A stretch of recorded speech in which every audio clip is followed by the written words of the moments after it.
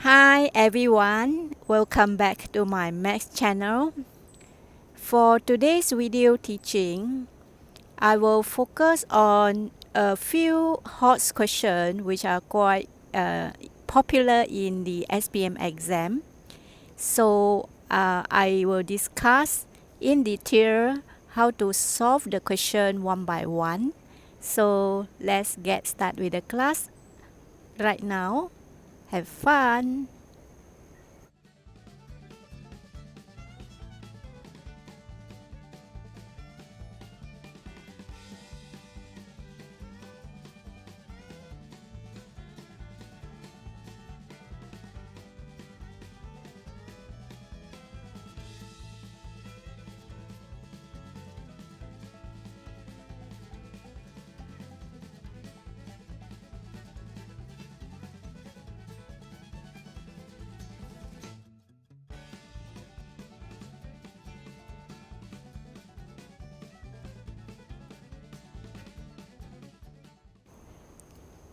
Hi guys, today we will learn mathematical reasoning.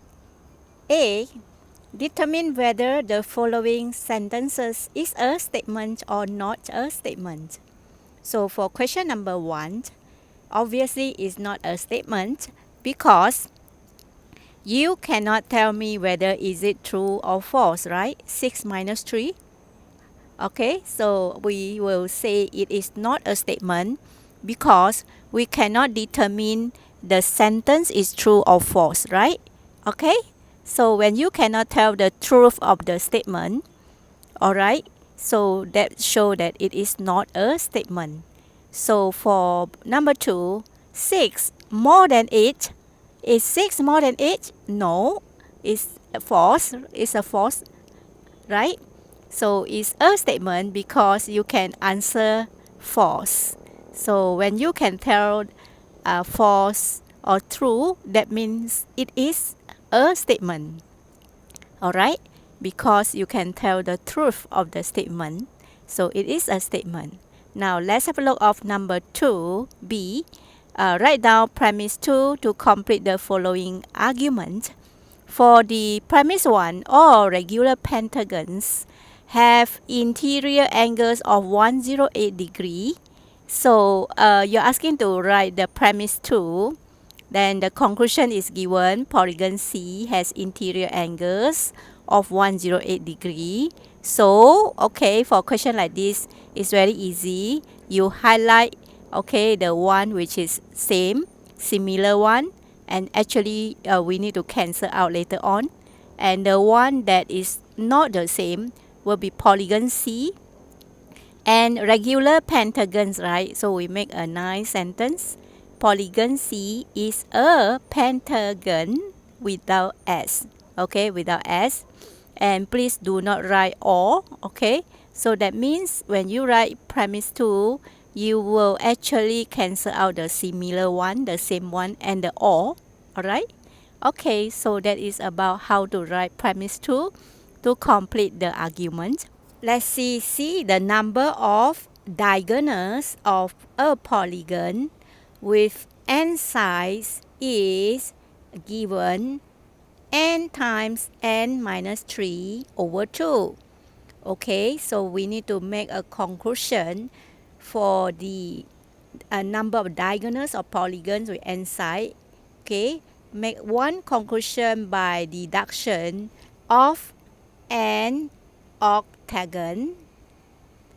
So when we have an octagon, the n, which is number of sides, is 8. So we will need to substitute n equal to 8 into the formula given, which is equivalent to number of diagonals.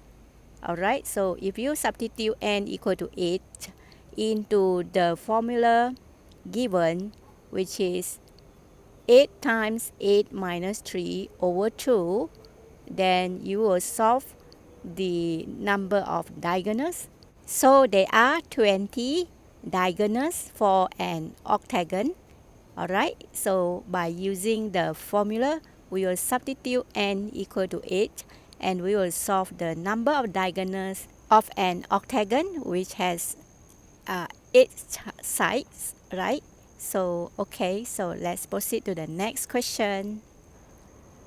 The next question is about the straight lines, which are very important. Diagram 9 shows two parallel straight lines, PQ and RS, drawn on Cartesian plane.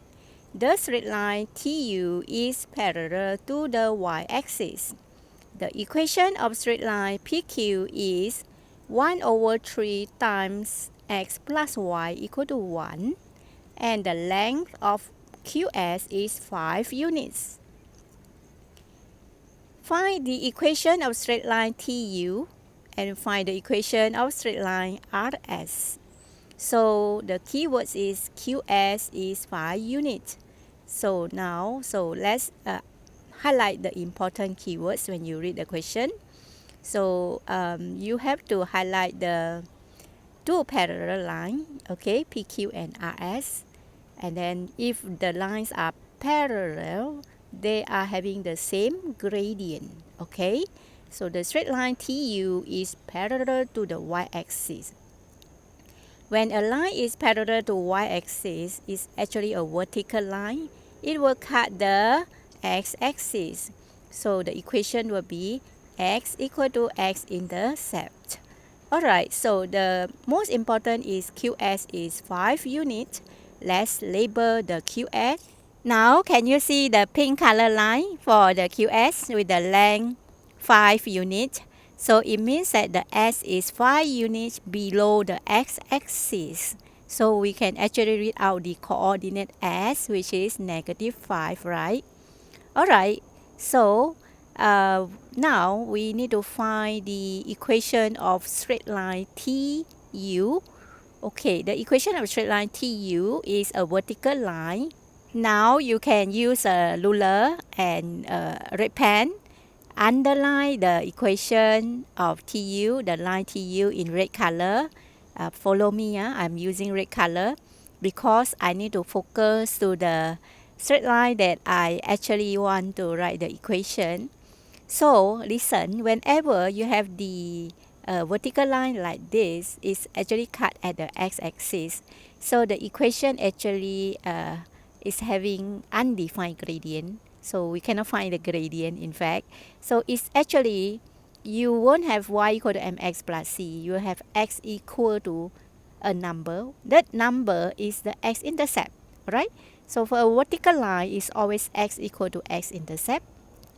Now how to find the x-intercept for that line is you have to refer to the equation of PQ, alright? Because the equation of PQ is cutting at the point Q, right? Cutting at the x-axis. Okay, cut at the x-axis or intersect the x-axis. So we must let y 0. So by referring to the blue equation that I highlight, so I will use it. Okay, I will substitute y0 into the equation. So I will get 1 over 3x, right, equal to 1. So that means x is 3 times 1. It's very simple, right? So x is equal to 1. That means the PQ is actually intersect the x-axis at x3. Okay, so at the point Q is 3, 0, right? So we label like this. So then we will know how to write the equation of TU. Because the equation of TU is passes through the 3, so it's x equal to 3, right? Now, we need to find the equation of straight line RS. Okay, gradient of RS is actually equal to gradient of PQ because both lines are parallels. Okay, they are parallel lines. So now we have to express one of the equation in terms of gradient form. So you are given one of the equation, right? So actually it's given you the gradient. So you just express the equation in terms of gradient form. So we'll bring the negative x, right? X will bring over to the right, it become negative x plus 3. So this is so-called gradient form. So when you have the gradient form, the number of the in front of the x, okay, the number which is -1 in front of the x is actually the gradient. So whenever you see the equation given, you must always express y in terms of x, meaning that you must bring the y at one side, okay? Left or right is okay, but must be one y, okay? Then you can read the gradient. So with the gradient, then you can form the equation for the other line, all right? So now we are going to form the equation for the line that are asking by the question, right? So that is equation of straight line RS. So by looking at the RS, we actually just found the gradient, which is -1. And then we need the point. Okay, you need to substitute the point into the y equal to mx plus c so that you can obtain the c for the RS. Do you know the c? The c is the line RS cut the y-axis. Now you look at the line RS, there is a point S just now, which is 3 and -5, right? Okay, so just now we have actually found the -5 and the 3 also we just got it from the x-intercept. So we will use this point, 3 and -5, and we'll substitute into the y equal to mx plus c.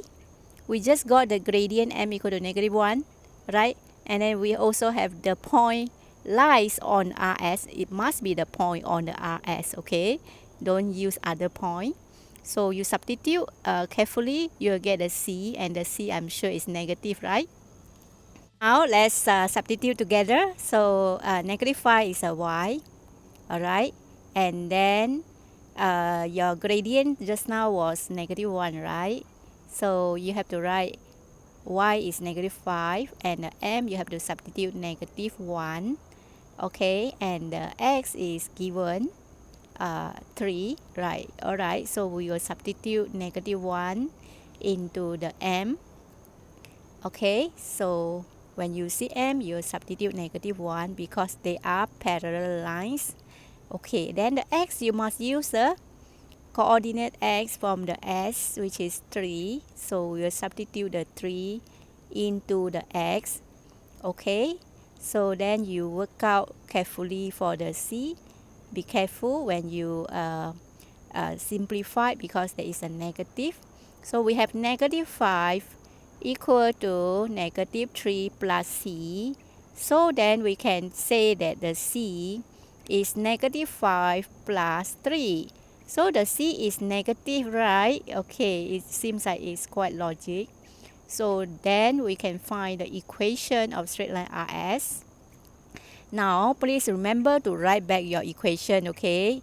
Equation must write back. So y and then equal to -x minus 2. Okay? For an equation, we always have to write in gradient form. So this is the answer for the equation of straight line RS. So okay, in future, if you see parallel lines, meaning that gradient are the same, and then you use a point, substitute carefully, and you find the c using the gradient, then you form the equation. Alright, we have solved the straight line, which is very important in your SPM exam. So basically, you must understand how to solve the straight line by using the gradient and the concept of parallel lines. We are having the same gradient. Okay, so that's all about the equation of straight line. So I'm sure you will score perfectly for the straight line in your coming SPM exam if you are careful enough.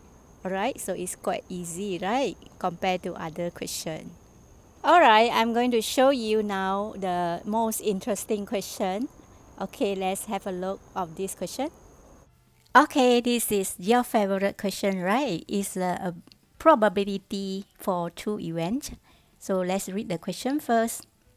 So diagram 10.1 shows two disks A and B with a fixed pointer on each disk. Disk A has 3 equal sectors and disk B has 4 equal sectors.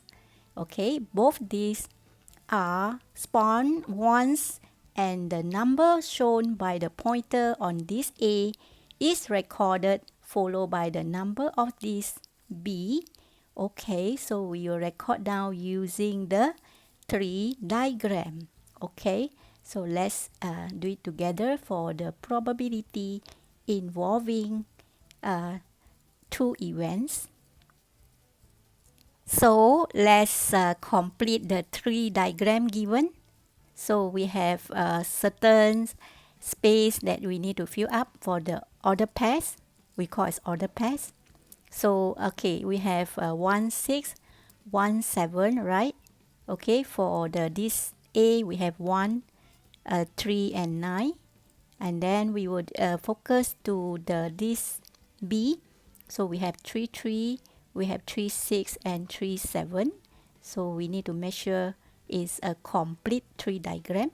Alright, so next we will focus to the 9.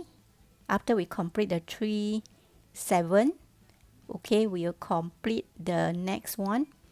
Alright, so we will have to complete the tree diagram first before we can answer the question. Alright, so make sure you do it carefully because it involves many outcomes. So you have 9, 2, 9, 3, and one more is 9, 6, right?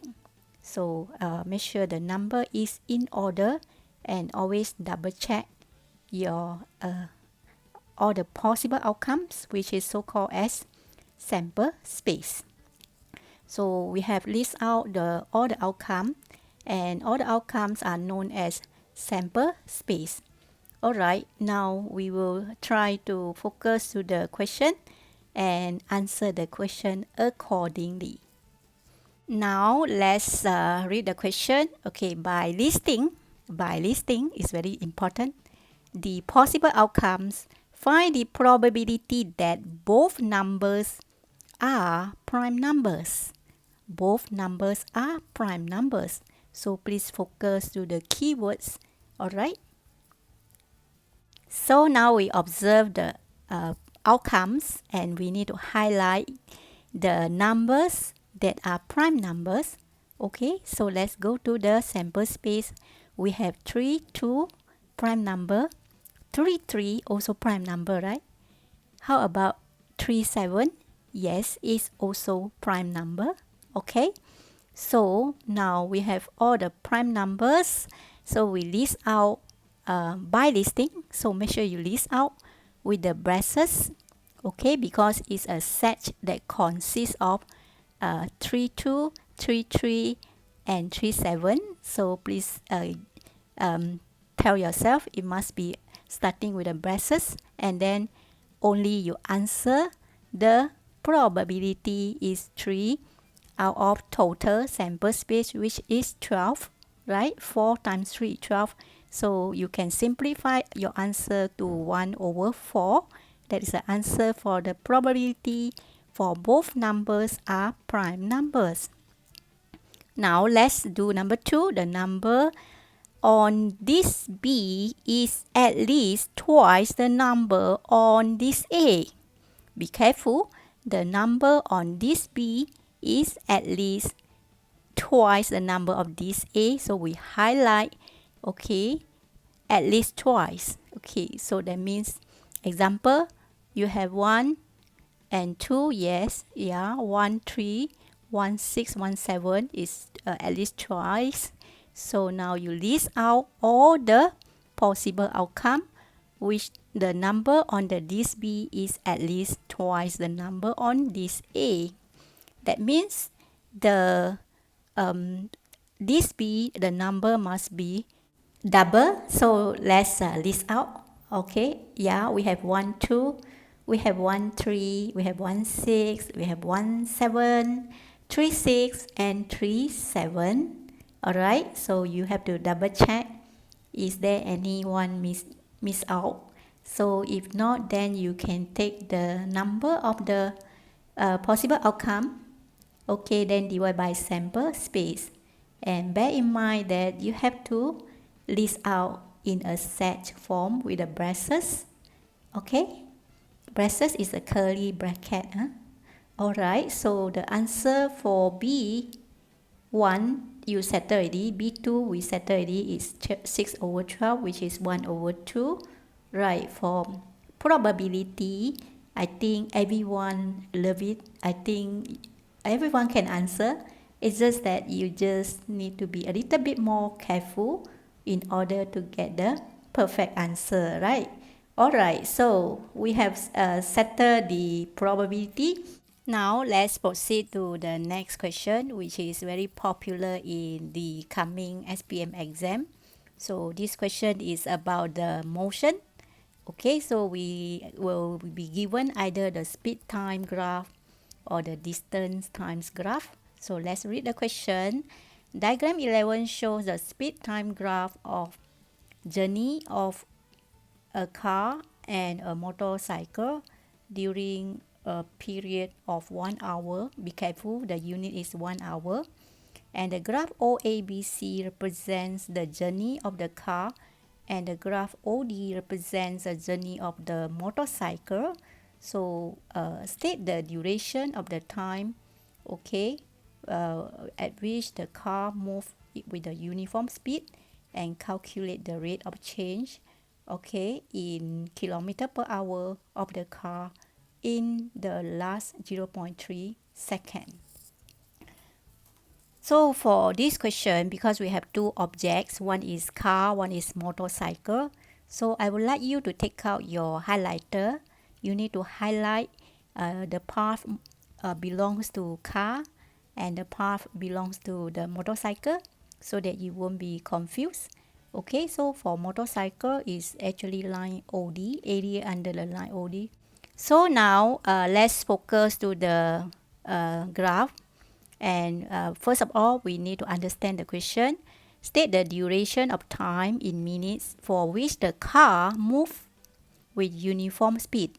So firstly, we must know where is the car. So we will highlight later with using your highlighter.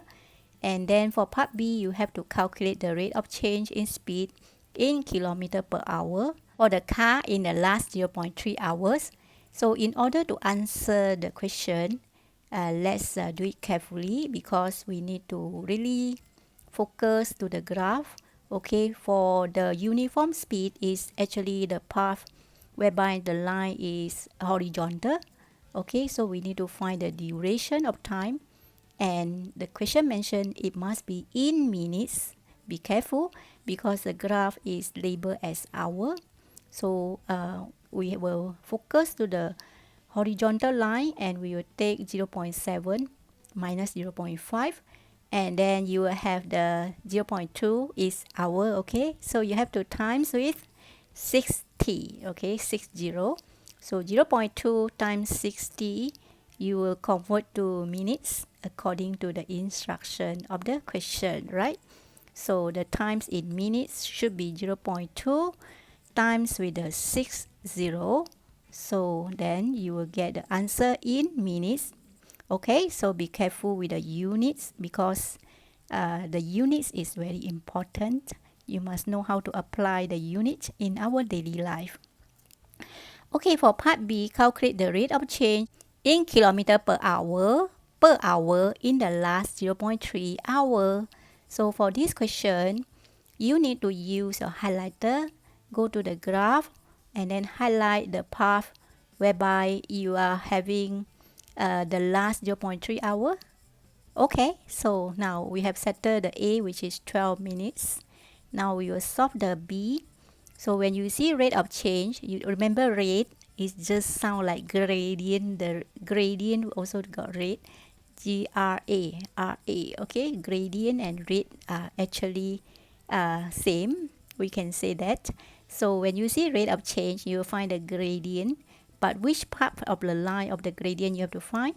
You have to go to the graph and study the line which is in the last 0.3 hours for the car. Okay, so now let's take out your highlighter and then go to the graph and highlight the line. Okay, first before you can calculate.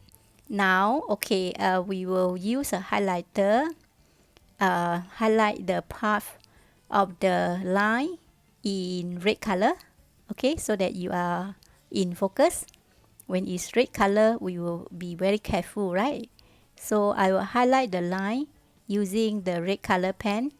Okay, you also take out your red color pen, highlight the line in the last 0.3 hours. Okay, now let's highlight the line using the red color pen. Okay, take out your highlighter, highlight the line. Now focus to the line. We are going to find the 2 points on the line. Then only we can find the gradient. Alright. So okay. So step 1 is you underline. Okay, highlight the line using the highlighter, and then you label the point. The point B is 0.7 hour and 90 kilometer. Be careful with the unit. And the point C is 1.0 and 0, right? So we will use a formula of the gradient. Still remember the gradient formula is y2 minus y1 over x2 minus x1.